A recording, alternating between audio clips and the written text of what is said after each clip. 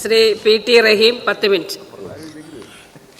Sir, ബഹുമാനപ്പെട്ട ഗവർണറുടെ പ്രസംഗത്തിന് നന്ദി പ്രമേയം അവതരിപ്പിച്ച ആ നന്ദി പ്രമേയത്തെ ഞാൻ പിന്താങ്ങുകയാണ് സർ. കാരണം നമ്മൾ ഒരുപാട് കാര്യങ്ങൾ ബഹുമാനപ്പെട്ട ഗവർണറുടെ പ്രസംഗത്തിൽ വ്യക്തമായി ഈ ഗവൺമെൻറ്റിൻ്റെ നയപരിപാടികളെ സംബന്ധിച്ച് സൂചിപ്പിച്ചിട്ടുണ്ട്. ഭാവി പ്രവർത്തനങ്ങളെ സംബന്ധിച്ചും ഈ കാര്യത്തിൽ സൂചിപ്പിച്ചിട്ടുണ്ട് സർ. വളരെ പ്രധാനപ്പെട്ട ഒരു കാര്യം, 64,006 കുടുംബങ്ങളെ അതിദാരിദ്ര്യത്തിൽ നിന്ന് മോചിപ്പിച്ചുകൊണ്ട് ദാരിദ്ര്യ നിർമ്മാർജ്ജന പദ്ധതിയിലൂടെ കേരളം അതിദാരിദ്ര്യ നിർമ്മാർജ്ജനം ചെയ്ത ആദ്യത്തെ സംസ്ഥാനമായി മാറി. പൂർവ്വസ്ഥിതിയിലേക്ക് പോകുന്നത് തടയുന്നതിനും ഒരു സംരക്ഷണ സുരക്ഷാ വലയം വ്യാപിക്കുന്നതുമായി എൻ്റെ സർക്കാർ പുതിയ പദ്ധതികൾ ആവിഷ്കരിച്ചിട്ടുണ്ട് എന്നുള്ളതാണ് പ്രസംഗത്തിൽ വളരെ പ്രധാനപ്പെട്ട ഒരു പോയിന്റ് സർ. മറ്റൊരു പോയിന്റ്, ഒരു സെമി ഹൈസ്പീഡ് റെയിൽ പദ്ധതി മിഷൻ മോഡിൽ നടപ്പാക്കുന്നത് എൻ്റെ സർക്കാരിൻ്റെ സുപ്രധാന മുൻഗണനയാണ്. അന്തർ സംസ്ഥാന കണക്ടിവിറ്റി വർദ്ധിപ്പിക്കുന്നതിന് വേണ്ടിയുള്ള തലശ്ശേരി, മൈസൂർ, നിലമ്പൂർ, നഞ്ചങ്കോട് എന്നീ പുതിയ റെയിൽവേ ലിങ്കുകളുടെ DPR പരിഗണനയിലാണ്. യാത്രക്കാരുടെ സുരക്ഷാ താൽപ്പര്യങ്ങൾ മുൻനിർത്തിക്കൊണ്ട് ലെവൽ ക്രോസ് ഫ്രീ കേരള എന്ന ദൗത്യവുമായി എൻ്റെ സർക്കാർ മുന്നേറുകയാണ്. ഇതുപോലെ ഒരുപാട് കാര്യങ്ങളാണ് സർ അദ്ദേഹത്തിൻ്റെ പ്രസംഗത്തിൽ അദ്ദേഹം സൂചിപ്പിച്ചിട്ടുള്ളത്. മറ്റൊരു വളരെ പ്രധാനപ്പെട്ട കാര്യം ഇവിടെ നേരത്തെ സൂചിപ്പിക്കുകയുണ്ടായി സർ. താഴെത്തട്ടിൽ അടിസ്ഥാന സൗകര്യങ്ങൾ ഉറപ്പാക്കുന്നതിന് സംസ്ഥാന plan fund, MLA fund, CSR വീതം എന്നിവ സ്വരൂപിച്ച് എല്ലാ പഞ്ചായത്തിലും ഒരു കളിക്കളം നിർമ്മിക്കുന്നതിന് ഒരു പഞ്ചായത്ത് ഒരു കളിക്കളം എന്ന പദ്ധതി ലക്ഷ്യം വെക്കുന്നു. സർ, ഈ പറഞ്ഞതിൽ ഒരുപാട് കാര്യങ്ങൾ എൻ്റെ നിയോജക മണ്ഡലത്തിൽ നടപ്പാക്കിയിട്ടുണ്ട് എന്നുള്ളതാണ്. ഇനി നടപ്പാക്കാൻ ഇരിക്കുകയും ചെയ്യുന്നുണ്ട്. ഒരു പഞ്ചായത്തിലൊരു കളിക്കളം പദ്ധതി എൻ്റെ പഞ്ചായത്തിൽ 6 പഞ്ചായത്തുകളാണല്ലോ സർ. അതിൽ 3 പഞ്ചായത്തിലും ഇതിനാവശ്യമായ 1 കോടി രൂപ വീതം അനുവദിച്ചു കഴിഞ്ഞിട്ടുണ്ട്. എൻ്റെ നിയോജക മണ്ഡലത്തിലെ മുഴുവൻ ഹയർ സെക്കൻഡറി സ്കൂളുകളിലും കളിസ്ഥലങ്ങൾ 50 ലക്ഷം രൂപ വീതം ചെലവഴിച്ച് നിർമ്മിച്ചു കഴിഞ്ഞിട്ടുണ്ട്. ഇങ്ങനെ എല്ലാ കാര്യങ്ങളിലും നമുക്ക് നല്ല രീതിയിലുള്ള വാഗ്ദാനങ്ങളും അതുപോലെ നടത്തിയ കാര്യങ്ങളുമാണ് ബഹുമാനപ്പെട്ട ഗവർണറുടെ പ്രസംഗത്തിൽ സൂചിപ്പിച്ചിട്ടുണ്ട് സർ.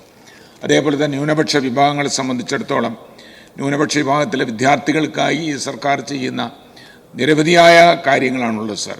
ഇതൊന്നും നടക്കുന്നില്ല എന്നുള്ള അങ്ങേപ്പുറത്തുള്ള ആളുകൾ പ്രചണ്ഡമായ പ്രചാരവേലകൾ നടത്തുന്നതുകൊണ്ടാണ് ഈ കാര്യം ഞാൻ പ്രത്യേകിച്ച് എടുത്തു പറയുന്നത്.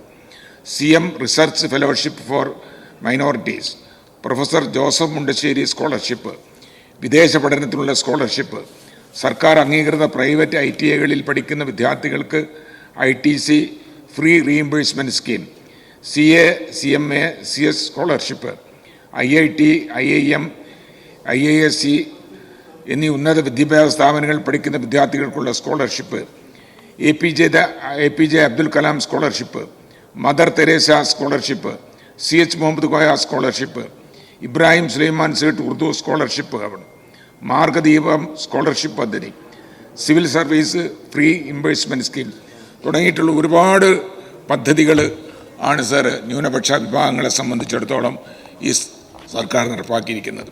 പട്ടികജാതി പട്ടിക വിഭാഗങ്ങളെ സംബന്ധിച്ചുള്ള കാര്യങ്ങൾ നേരത്തെ ഇവിടെ സൂചിപ്പിച്ചതുകൊണ്ട് ആ കാര്യങ്ങളിലേക്ക് പോകണം എന്ന് ഞാൻ ആഗ്രഹിക്കുന്നില്ല സർ. ഈ കാര്യങ്ങളെല്ലാം തന്നെ എൻ്റെ നിയോജക മണ്ഡലത്തെ സംബന്ധിച്ചിടത്തോളം മുഴുവൻ ഗവൺമെൻറ് സ്കൂളുകളെ സംബന്ധിച്ചിടത്തോളം ലോവർ പ്രൈമറി ആയാലും ഹൈസ്കൂളായാലും ഹയർ സെക്കൻഡറി ആയാലും മനോഹരമായ കെട്ടിടങ്ങൾ കിഫ്ബി പദ്ധതി അനുസരിച്ച് നിർമ്മിച്ചു കഴിഞ്ഞിട്ടുണ്ട് എന്നുള്ളതാണ്. എൻ്റെ നിയോജക മണ്ഡലത്തിലെ കോളേജിലും ഇതുപോലെ തന്നെ കിഫ്ബി പദ്ധതി ഉപയോഗിച്ചുകൊണ്ട് ആവശ്യമായ മുഴുവൻ കെട്ടിടങ്ങളുടെയും പ്രവർത്തികൾ പൂർത്തീകരിച്ച് കഴിഞ്ഞിട്ടുണ്ട് സർ. ഏതൊരു മേഖലയിൽ നമ്മൾ നോക്കിയാലും സർ, നമ്മൾ വളരെ പ്രധാനമായിട്ട് ഞാൻ പറയേണ്ട ഒരു കാര്യം, പീപ്പിൾസ് റെസ്റ്റ് ഹൗസുകൾ. ഇത് വലിയ ഒരു സംഭവമാണ്. നമ്മൾ റെസ്റ്റ് ഹൗസുകളൊക്കെ ഒന്നിനും കൊള്ളാതെ ആരെങ്കിലും മദ്യപിച്ച് കിടന്നുറങ്ങുന്ന സ്ഥലങ്ങളായിരുന്നു നമുക്കറിയാം. എൻ്റെ നിയോജകമണ്ഡലത്തിലൊക്കെ അങ്ങനെയായിരുന്നു എനിക്കറിയാം. പക്ഷേ ഇപ്പോഴും സർ ഈ പീപ്പിൾസ് റെസ്റ്റ് ഹൗസുകൾ, പൊതുമരാമത്ത് റെസ്റ്റ് ഹൗസുകൾ ജനകീയമാക്കി പീപ്പിൾസ് റെസ്റ്റ് ഹൗസുകൾ 4 വർഷം കൊണ്ട് 30 കോടി രൂപയുടെ വരുമാനമാണ് ഉണ്ടാക്കിയിട്ടുള്ളത് സർ. ആളുകൾക്ക് ഉപയോഗിക്കാൻ പറ്റി, എവിടെ നിന്നും ബുക്ക് ചെയ്താൽ അവിടെ വന്ന് താമസിക്കാം. അങ്ങനെ വളരെ വൃത്തിയുള്ള റെസ്റ്റ് ഹൗസുകളാക്കി ഇതൊക്കെ മാറ്റിയിട്ടുണ്ട് എന്നുള്ളത് വളരെ പ്രധാനപ്പെട്ട ഒരു വിഷയമാണ് സർ. അതുപോലെ തന്നെ നമ്മുടെ റോഡുകൾ, എന്താ റോഡ്! കഴിഞ്ഞ ഈ ദേശീയപാതക്ക് പണി പൂർത്തിയായാൽ കോഴിക്കോട് നിന്ന് തിരുവനന്തപുരത്തേക്ക് വരാൻ 3-3.5 മണിക്കൂർ മതി. ആ റോഡിലൂടെ സഞ്ചരിച്ച് നോക്കണം. ഇങ്ങനെയുള്ള ഒരുപാട് കാര്യങ്ങൾ സാർ ഇച്ഛാശക്തിയോട് കൂടിയാണ് നേരത്തെ ഇവിടെ പറഞ്ഞു ദേശീയപാതാ പദ്ധതി നമ്മൾ നടപ്പാക്കിയത് സാർ. ഇത്രയും നമ്മൾ ചിലവാക്കിയത് 5580 കോടി രൂപയാണ്. ഇത് നമ്മൾ ചെയ്യേണ്ടതല്ല. ഇന്ത്യ നേരത്തെ ഇവിടെ സൂചിപ്പിച്ചതുപോലെ ഇന്ത്യ രാജ്യത്ത് ഒരു സംസ്ഥാനവും തന്നെ ദേശീയപാതക്ക് സംസ്ഥാന സർക്കാർ പണം ചിലവാക്കിയിട്ടില്ല. പക്ഷേ നമ്മൾ ചിലവാക്കിയത് 5580 കോടി രൂപയാണ്. കേന്ദ്ര ഗവൺമെൻറ് പറഞ്ഞു കേരളത്തിൽ ഭൂമിക്ക് വിലാതിയാണ്, അതുകൊണ്ട് ഈ പദ്ധതി നടപ്പാക്കാൻ സാധിക്കില്ല. കേരള ഗവൺമെൻറ്, അന്നത്തെ ഗവൺമെൻറ് ആ ഓഫീസൊക്കെ പൂട്ടി ഒക്കെ മതിയാക്കി പോയതാണ്. പക്ഷേ അത് നിശ്ചയദാർഢ്യത്തോടു കൂടി നമ്മൾ ഏറ്റെടുത്തു. 10 വർഷമായി നമുക്ക് പവർ കട്ടില്ല, ലോഡ് ഷെഡിങ് ഇല്ല. എങ്ങനെയാണ് നമ്മളത് സാധിച്ചെടുത്തത്? പവർ ഹൈവേ നമ്മൾ സ്ഥാപിച്ചു എന്നുള്ളതുകൊണ്ടാണ്. ആ പവർ ഹൈവേ സ്ഥാപിക്കാൻ വേണ്ടി നേരത്തെ അത് എസ്റ്റേറ്റിലോട്ട് കൊണ്ടുവരണം, അവർക്ക് ബുദ്ധിമുട്ടാണ് എന്ന് പറഞ്ഞുകൊണ്ട് ഒഴിവാക്കിയതാണ്. അതുപോലെ തന്നെ 35,000 കോടി രൂപയുടെ റോഡ് വികസന പദ്ധതികളാണ് സാർ നമ്മൾ നടപ്പാക്കുന്നത്. സാർ മലയോര ഹൈവേ 1179 കിലോമീറ്ററാണ് സാർ. തീരദേശ ഹൈവേ 507 കിലോമീറ്ററാണ് സാർ. വളരെ വളരെ പ്രധാനപ്പെട്ട ഒരു കാര്യമാണ്. ഇപ്പോൾ കോഴിക്കോട് നിന്നൊക്കെ വയനാട്ടിൽ പോകണമെങ്കിൽ ഞാൻ കഴിഞ്ഞ ദിവസം 3 മണിക്കൂറാണ് കുടുങ്ങിയത്. ഇങ്ങനെയുള്ള പ്രശ്നങ്ങൾക്ക് പരിഹാരം കാണാൻ വേണ്ടി ദീർഘവീക്ഷണത്തോടു കൂടി 2143 കോടി രൂപ ചെലവഴിച്ചിട്ടാണ് കുന്നമംഗലത്ത് നിന്നാണ് ആ റോഡ് ആരംഭിക്കുന്നത്. ആ തുരങ്കപാത പൂർത്തിയായി കഴിയുമ്പോൾ വയനാട്ടിലേക്ക് നമുക്ക് 1/2 മണിക്കൂർ കൊണ്ട് കോഴിക്കോട് ജില്ലയിൽ എത്താൻ സാധിക്കുന്ന രീതിയിൽ ഇങ്ങനെ എല്ലാ റോഡുകളും BMBC ചെയ്യുക എന്നുള്ളതാണ് സർക്കാരിൻ്റെ ലക്ഷ്യം എന്ന് ബഹുമാനപ്പെട്ട മന്ത്രി പ്രഖ്യാപിച്ചു കഴിഞ്ഞിട്ടുണ്ട്. എൻ്റെ നിയോജകമണ്ഡലത്തിലെ 80% റോഡുകളും BMBC നിലവാരത്തിലേക്ക് ഉയർന്നു കഴിഞ്ഞിട്ടുണ്ട്. ബാക്കിയുള്ള പ്രവൃത്തികൾ നടന്നുകൊണ്ടിരിക്കുകയാണ്. സർ 507 കിലോമീറ്ററാണ് തീരദേശ റോഡ് സമഗ്ര വികസനം നമ്മൾ നടപ്പാക്കുന്നത്. അതുപോലെ തന്നെ 5 വർഷം കൊണ്ട് ബഹുമാനപ്പെട്ട മന്ത്രി 100 പാലമാണ് പ്രഖ്യാപിച്ചിരുന്നത്. 150 പാലങ്ങളുടെ പ്രവൃത്തി ഇപ്പോൾ പൂർത്തിയായിരിക്കുന്നു. ഇനിയും നമ്മൾ പാലങ്ങൾ നിർമ്മിച്ചുകൊണ്ടേയിരിക്കുകയാണ്. എല്ലാ ഇടങ്ങളിലും എൻ്റെ നിയോജകമണ്ഡലത്തിൽ 5-6 പാലങ്ങളാണ് വന്നിട്ടുള്ളത്. സമഗ്രമായ വികസനം എല്ലാ മാർഗത്തിലും നടന്നുകൊണ്ടിരിക്കുന്നുള്ളതാണ്. മറ്റൊരു കാര്യം, നമുക്ക് ലെവൽ ക്രോസിനെ സംബന്ധിച്ച് നേരത്തെ ഇവിടെ പറഞ്ഞു. ലെവൽ ക്രോസ് ഇല്ലാത്ത ഒരു കേരളത്തെ സംബന്ധിച്ചാണ് 144 മേൽപ്പാലങ്ങളാണ് നമ്മൾ നിർമ്മിച്ചുകൊണ്ടിരിക്കുന്നത്. അതുകൊണ്ട് റെയിൽവേ ക്രോസിംഗ് ഇല്ലാതെ നമുക്ക് പെട്ടെന്ന് സഞ്ചരിക്കാൻ സാധിക്കും. അത്രയും അധികം വാഹനങ്ങളുടെ പെരുപ്പം നമ്മുടെ നാട്ടിൽ നമ്മൾ അനുഭവിച്ചുകൊണ്ടിരിക്കുകയാണെന്നറിയാം. ഓരോ വീട്ടിലും 1, 2, 3 വാഹനങ്ങളാണ് ഉള്ളത്. നമ്മളെല്ലാ കുട്ടികൾക്കും വാഹനമുണ്ട്, അവർക്ക് സ്കൂളിൽ പോകണം, കോളേജിൽ പോകണം. ഈ കാര്യങ്ങളെല്ലാം മുൻനിർത്തിക്കൊണ്ടാണ് നമ്മൾ ഈ ഗതാഗത മേഖലയിൽ ഇത്രയും അധികം രീതിയിലുള്ള കാര്യങ്ങൾ നമ്മൾ നടത്തിക്കൊണ്ടിരിക്കുന്നത്. മറ്റൊരു കാര്യം, സാധാരണ നമ്മൾ PWD റോഡിൽ നമ്മൾ ചെയ്യുന്നതാണ് പേച്ചടക്കം റീടാർ ചെയ്യും. അത് കൊല്ലത്തിലുള്ള ഒരു പ്രക്രിയയാണ്. പക്ഷേ 5-6 കൊല്ലം നിൽക്കുന്ന കാലാവസ്ഥയെ അതിജീവിക്കുന്ന റോഡുകളാണ് നമ്മൾ ഉണ്ടാക്കുന്നത്. 6341 കോടി രൂപയിലാണ് 29 റോഡുകൾ നമ്മൾ ഉന്നത നിലവാരത്തിലാക്കിയിട്ടുള്ളത്. ഇപ്പം നാട്ടിലൊക്കെ പോയാൽ എന്തൊരു സന്തോഷം ആ റോഡിലൂടെ പോകാൻ.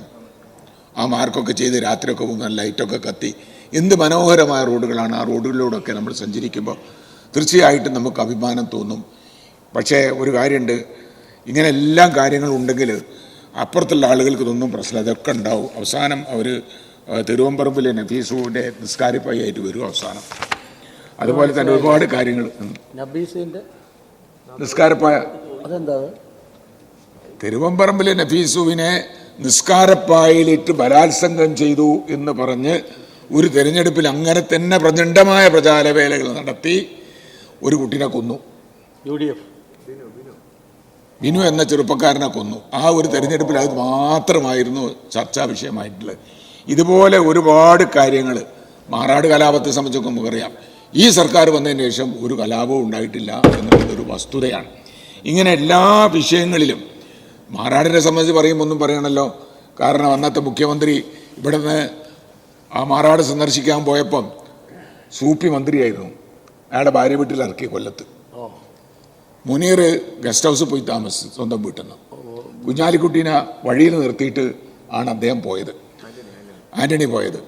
അതേ അവസരത്തിൽ നമ്മുടെ ബഹുമാനപ്പെട്ട നമ്മളിപ്പോഴത്തെ മുഖ്യമന്ത്രി അദ്ദേഹം പാർട്ടി സെക്രട്ടറി ആയിരുന്ന കാലത്ത് സമയം അവസാനിച്ചിരിക്കുന്നു.